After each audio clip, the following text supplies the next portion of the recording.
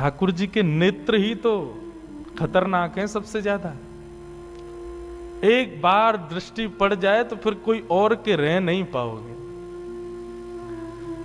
मेरे मन में बंधुओं आता है कि हम ठाकुर जी के दर्शन करके पुनः सहज इसलिए हो जाते हैं क्योंकि हमने उनको देखा, उन्होंने अभी हमको नहीं देखा।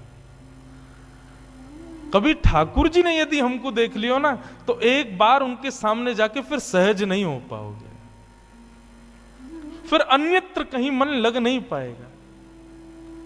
मीराबाई माधवी अचेत खड़ी है, ठाकुर जी से जितनो बचनो चारे ठाकुर जी ने उतने सबरे अपने बाण मार दिए, नेत्रन से कटाक्ष मार दी, मधुर मुस्कान कर दी, अपने रोम रोम को दर्शन कराई दियो। महाराज अब तो माधवी की स्थिति एक जड़वत कोई मूर्ति जैसे खड़ी रहती है, ऐसे खड़ी है। गोपियों ने एक ही दिन पहले ही बताया था कि वो दिख जाता है तो क्या होता है, वही हो गया। अब ठाकुर जी तो अपने सैन चला करके वहां से भाग गए। समय हुआ उन गोपियों के आगमन का जो यमुना जल रोज भरती थी। जैसे ही आई, आकर के देखा अचेत अवस्था में अभी भी ऐसे ही खड़ी है माधवी। सबने आकर के देखो, अरे ये तो हमारी माधवी है, अरे ऐसे कैसे खड़ी है भैया, अरे सांप सूंघ गए हो का है गो, ये तो ऐसे मूर्तिमंत है कि खड़ी है। कोई हाथ पकड़े, कोई पाम पकड़े, कोई मुख को खींचे, थोड़ी हिलावे, लेकिन बिल्कुल मूर्तिमंत। नेत्रों से केवल 2 अश्रुबिंद गिर रहे हैं, आंखें पलक झपक भी नहीं रही हैं, मानो केवल देह खड़ा हो। चित्त वृत्ति तो ले गया अपने साथ, खड़ी। एक गोपी बोली, अरे का है गो, कोई ने टोना कर दियो का, कोई ने मंत्र फूक दियो का। एक गोपी मंद मंद मुस्काए के बोली, बोले कहीं ऐसा तो ना है नंद जी को छोनाया ने देख लियो होए।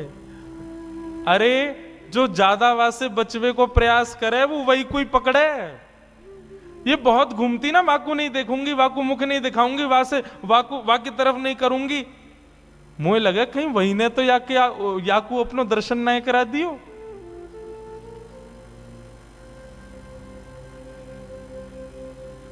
एक गोपी यमुना जल भर के लाई और जल का छिड़काव, खड़ी हुई है मीराबाई, ऐसा नहीं अचेत पड़ी है, सांस भी चल रही है, नेत्र भी खुले, बिल्कुल सचेत है, बस मूर्तिमंत है।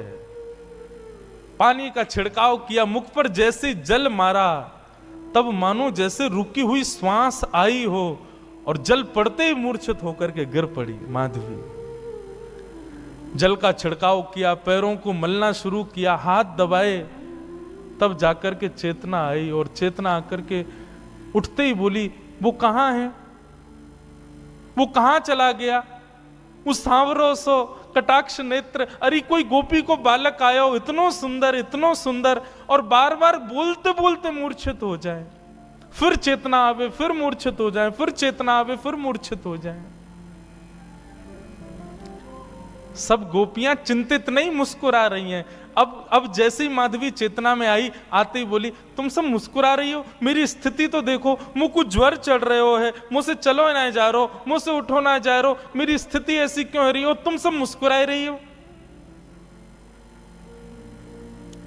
तब एक गोपी बोली, तेने कोई और को लाला ना देखो, तू जैसे बचवे को प्रयास कर रही ना, वही आयो तेरे पास, वही नंद नंदन, वही श्याम सुंदर, वही हमारी यशोदा जी को लाला, वही तेरे खसम को मित्र कृष्ण, वही आयो।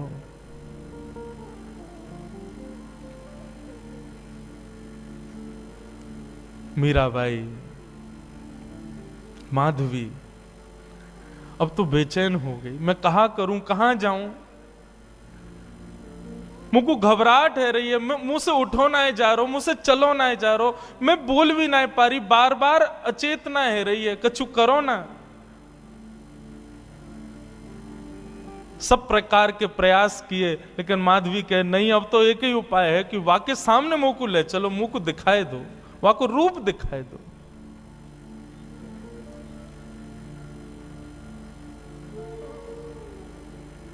बंधुओं, कृष्णदास जी सही कहते हैं।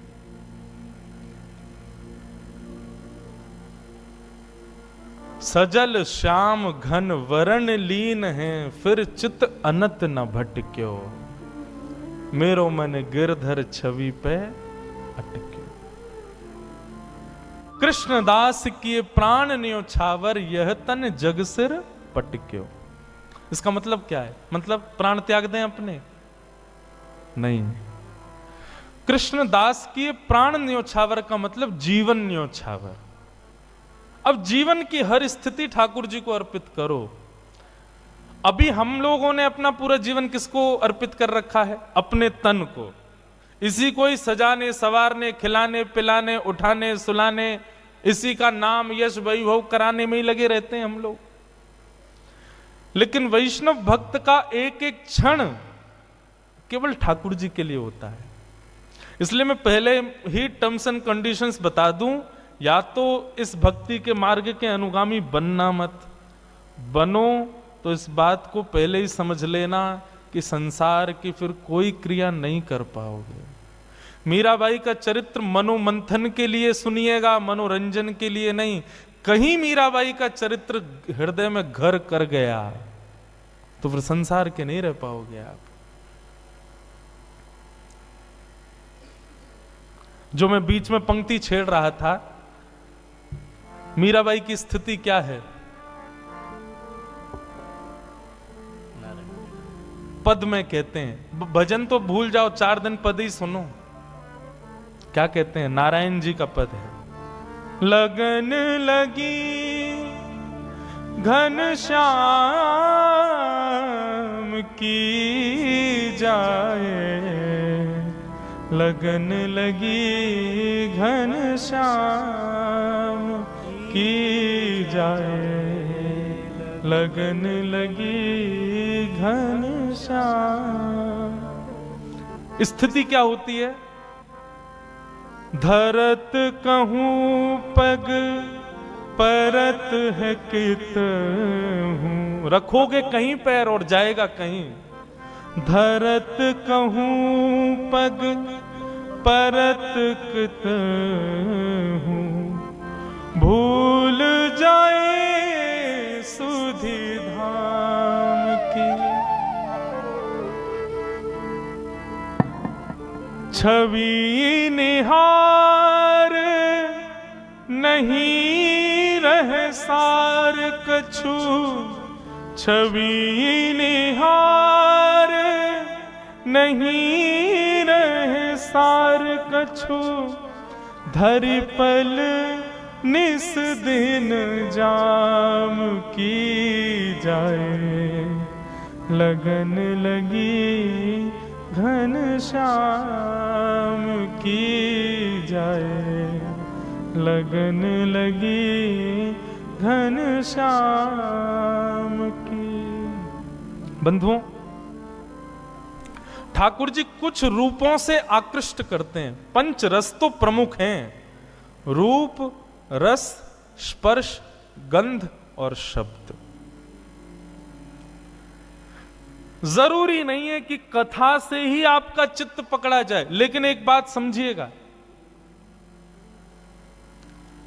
कथा से ठाकुर जी के नहीं हो पाए तो बाकियों में संशय हो सकता है कि बाकियों से ठाकुर जी के हो पाओगे। या तो ठाकुर जी का रूप देख करके आप उनके आसक्त हो जाओगे, या तो ठाकुर जी के रसयुक्त कीर्तन पद को सुन के उनके हो जाओगे, या तो ठाकुर जी के या ठाकुर जी के वैष्णवों के स्पर्श से उनके हो जाओगे, या ठाकुर जी की सुंदर गंध यानी कि उनके अनुभव से उनके हो जाओगे।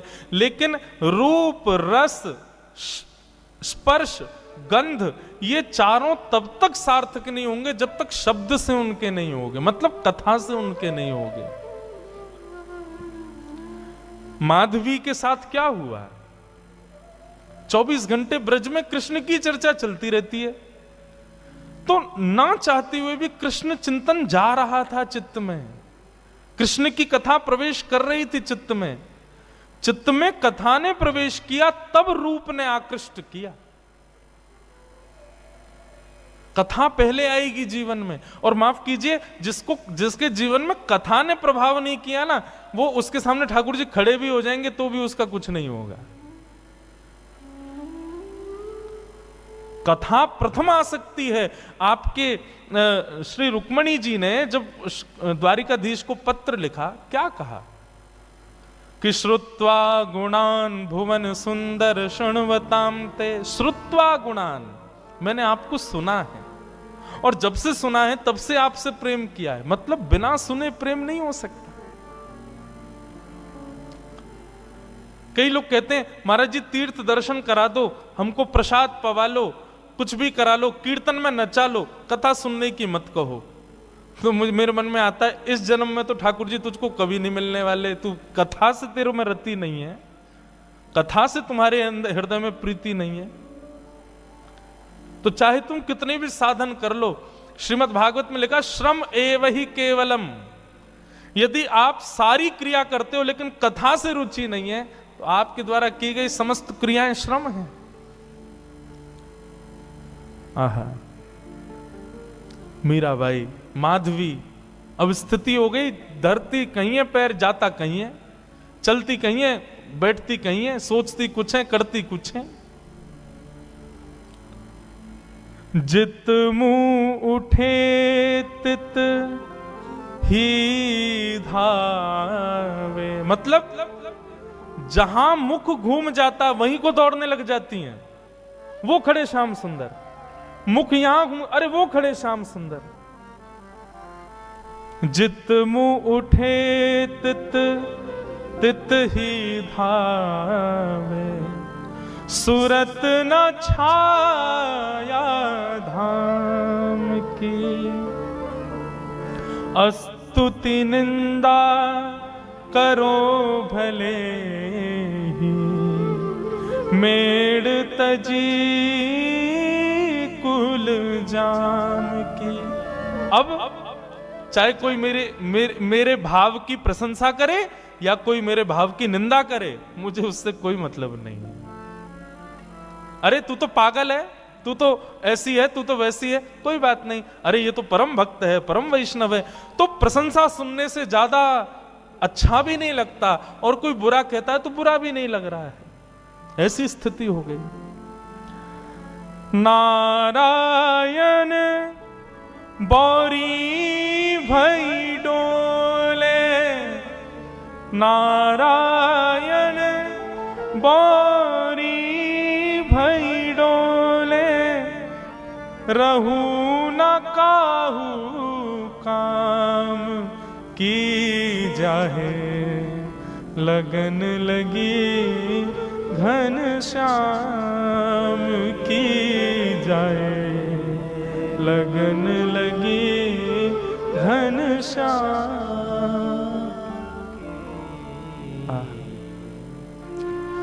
हम किसी काम के नहीं है, आपको पता है। हमारी माता जी, हमारे परिवार के लोग हमसे इसलिए दुखी रहते हैं, बोले इससे केवल कथा करना आता और कुछ नहीं आता इसको। हम जब, वैसे तो घर जाने का अवसर नहीं मिलता, 2-3 महीना कथाओं में ही रहते हैं, लेकिन जब घर जाते हैं तो घर के काम माता जी कहती हैं ये भी देखो, वो देखो, भैया इतने दिन में आए हो, ये देखो, तो वो सब होता ही नहीं है। बस कथा करा लो, ठाकुर जी की सेवा करा लो, उत्सव करा लो, इसके अलावा कुछ और करने को कहोगे तो हम बिल्कुल अंगूठा छाप हैं हर चीज में, हमसे कुछ नहीं हो सकता। और यही स्थिति है बंधुओं। यदि आप संसार के और किसी काम के रह गए तो समझो अभी ठाकुर जी के भय नहीं। माधवी की स्थिति ऐसी हो गई। लगन लगी घन श्याम की जाए, लगन लगी घन श्याम। व्याकुल हो गई माधवी, गोपियों से कहने लगी मैं तुम्हारे हाथ जोड़ूं, पैर पूजूं, मुझे नंद नंदन के पास ले चलो। बंधुओं, यह हमारे ब्रज साहित्य की कथा है। ब्रज की कोई गोपी जब उसको ठाकुर जी का दर्शन करना होता था तो क्या करती थी? यमुना जल भरने जाती और चलते चलते धूप का बहाना लगा के कि धूप में चक्कर आ गए और चक्कर खा के गिर जाती, और फिर उस पर जल डालो, औषधि पिलाओ, किसी से ठीक नहीं होती। तब 2-4 गोपी जाती ठाकुर जी के पास, बोले एक गोपी बेहोश हो गई, चलो। ठाकुर जी आते फिर, और ठाकुर जी आकर के वाके कान में आकर के कहते, चल रही गोपी जल्दी खड़ी है, जा मैं आ गयो। सोई गोपी चेतना में आ जाती, ठाकुर जी को देख लेती, ठीक हो जाती। ठाकुर जी वैद्य बन गए, वैद्य राज। गोपियों की चिकित्सा करते हुए घूमते हैं। एक बार एक गोपी की मैया बोली, बोले एक लाला बड़ो कान में कहा बोले, सबरी गोपी उठ के खड़ी है जाए। एक बार वो वृद्ध गोपी ने विचार किया, आज मैं बीमार होके देखूं, मैं देखूं कहा बोले कान में। उसकी भावना तो कुछ थी नहीं, ठाकुर जी के प्रति प्रेम तो था नहीं। ऐसी चलती चिड़ती हाय राम गिर गई करके बेहोश हो गई। गोपी बोली, अरे बेहोश हो गई है सासू मां, कन्हैया को बुलाओ। ठाकुर जी आए, ठाकुर जी आके देखते ही पहचान गए, बोले भाव नहीं है, जबरदस्ती पहचान करना चाह रही है कि मैं कान में क्या बोलता हूं। ठाकुर जी आए, आकर के पहले नब्ज उठा के देखी, बेहोश थोड़ी थी, चेतना में थी, वो तो सुनना चाह रही थी, कान में मंत्र क्या बोलते हैं ये। ठाकुर जी ने पहले नब्ज देखी, और फिर वो जो पड़ी थी उसकी बहू से बोली, अरे तेरी सासू तो बहुत बीमार रह गई है, या को तो बड़ो वालो मंत्र देना पड़ेगा। बोले कहा, बोले मंत्र से काम ना चलेगो, या के काजे तो नीम तोड़ के लाओ और नीम को कंडा में जला के नीम को धुआं करो, वहां में लाल मिर्च डालो, वो या की नाक पे लगाओ, तब ठीक होएगी। इतने में सास उठ के खड़ी है गई, मैं ठीक है गई लाला, है गई ठीक, तेरे फार्म पूजू, बस अब कचू ना चाहिए। श्याम सुंदर ऐसे गोपियों की चिकित्सा करते हैं। लेकिन आज जब माधवी की स्थिति ऐसी भई, गोपियां गई, बोले लाला एक नई गोपी आई है, अचेत पड़ी है, लाला एक बार दर्शन दे दे। बोले कहा नाम है बाको? माधवी। अरे अपने श्रीदामा की बहू। भगवान बोले वो बहू? बोले हाँ। वो ससुराल ते आई का है? बोले हाँ वही। वाकू तो अपना मुख नहीं दिखाऊंगा। अरे बड़ी इतरा रही, मैं बात से पाम पूछ रहा हूं कि अपना मुख दिखाए दे, मुंह को दिखाया हो नहीं माने, पड़ी रहने दो, मैं ना आऊंगा वाक के पास। वाकू तो मैंने वचन दिया है कि वो तड़पेगी मेरे रूप को देखवे के काजे।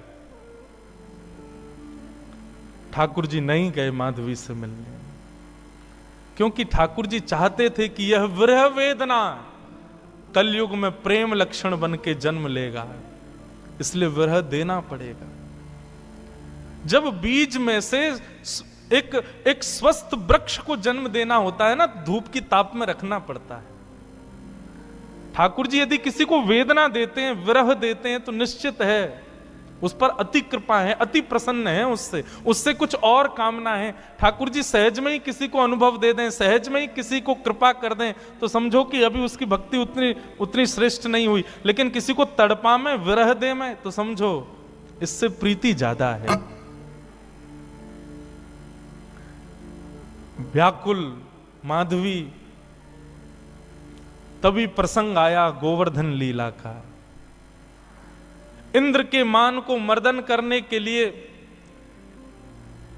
भगवान श्री कृष्ण ने जब गोवर्धन पूजा का कार्य रखा, सब ब्रजवासी गए, गोपियां गई। अरे माधवी वैसे तो कन्हैया आवे ना है, लेकिन आज सब ब्रजवासी जा रहे हैं, आज तो को कन्हैया जरूर दिख जाएगो, चल। माधवी भी गोवर्धन गई है, लेकिन बंधुओं उसकी दृष्टि में पता नहीं क्या हो गया, उसको सब दिख रहे हैं लेकिन ठाकुर जी नहीं दिख रहे। गोपियों से कहे कहीं दिखे श्याम सुंदर? बोले वो तो घूम रहे सामने, देखे तो ठाकुर जी ओझल हो जाएं, ठाकुर जी कहीं छुप जाएं, मानो कोई लता पत्र अपने आप आगे आ जाए, बाधाएं अपने आप खड़ी होने लगी और त्यों त्यों व्याकुल होवे माधवी। 56 भोग के बाद जब इंद्र ने अपने मान के प्रभाव से जब मेघ वर्षा की, त्राहिमाम करके सब ब्रजवासी दौड़ने लगे, तब नन्हे से बाल कृष्ण ने 7 कोस लंबे चौड़े गिरिराज पर्वत को अपने बाम हस्त की कन्नी उंगली पर धारण कर लिया। सब ब्रजवासी जाकर के गिरिराज पर्वत के नीचे खड़े हो गए। माधवी भी वहीं खड़ी थी। गोपियों से बोली, मैं प्राण हाथ जोड़ूं तुम्हारे, एक बार मुझे दृष्टि गोचर करा दो, एक बार उसका दर्शन करा दो बस। गोपियां जैसे तैसे भीड़ के बीच से लेकर के उस मुख्य स्थान पर गई जहां ठाकुर जी खड़े थे। सबको दर्शन हो रहे थे, लेकिन जैसे ही माधवी पहुंची, माधवी ने जैसे ही उस चट्टान के ऊपर देखा जहां ठाकुर जी खड़े थे, ठाकुर जी का एक क्षण गिरधर स्वरूप दिखा और दिखते ही ओझल हो गया, धुंधला हो गया, मानो आंखों में पानी आ गया। खूब मीड़े, खूब जल डाले, लेकिन ठाकुर जी नहीं दिखे। प्राण निकलने को होने लगे माधवी के, लेकिन निकल भी नहीं रहे हैं। सिर पकड़ के बैठी है, प्राण ही निकल जाए, नहीं दिख रहे हैं। तो चरणों में सर झुका दिया, बोले क्षमा कर दो, मैंने अपनी मां के गलत उपदेश का पालन किया, जिससे मुख छुपाना नहीं था उससे छुपाया, मुझसे अपराध हो गया नाथ। ठाकुर जी बोले, माधवी अब तो तुझे मेरा रूप नहीं दिखेगा, अब तो प्रतीक्षा कर। कितने वर्षों की प्रतीक्षा?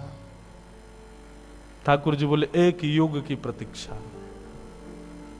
अब तो तुझे मेरा दर्शन कलयुग में ही होगा, जाओ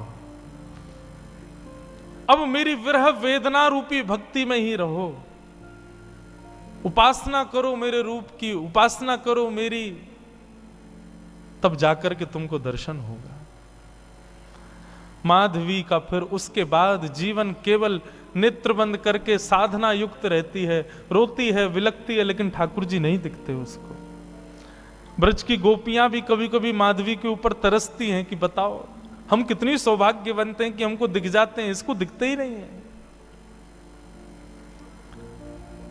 सब आकर के रूप बताती हैं, आज श्याम सुंदर ने ऐसी पाग पहनी है, ऐसे वस्त्र पहने हैं, ऐसी, उन्हीं का ही चिंतन करके माधवी अपना जीवन यापन करती है।